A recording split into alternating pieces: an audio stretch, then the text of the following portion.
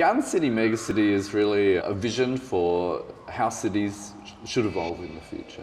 It's a vision for a self-sufficient, sustainable city that's also beautiful and surrounded by nature.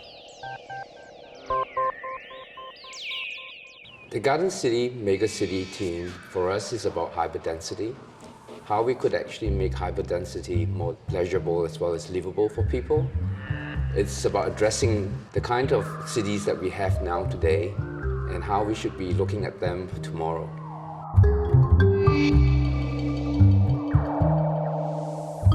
In the Industrial Revolution, it's interesting that poets and writers describe the city almost as a vision of hell. They had these foundries, they had steam engines. It was like an environment that people found quite intimidating and terrifying. And I think the Garden City was this romantic attitude that landscape would heal things and that we need to be surrounded by nature.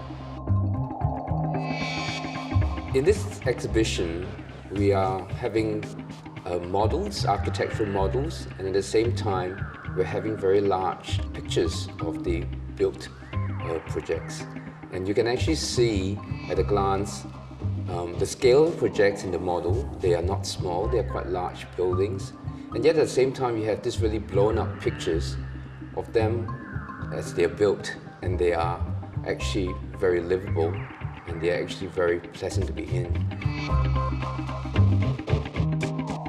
We think this is really important because it's a way of seeing the city not just as a sort of set of improvements and 20th century version 2.1, 2.2, but starting really with a vision of life in the megacity and seeing how we should design it. We were really delighted to be able to show WOHA's work, which I think is enormously important as a paradigm for new construction and new thinking about architecture and urbanism, especially in this context of tropical cities and megacities.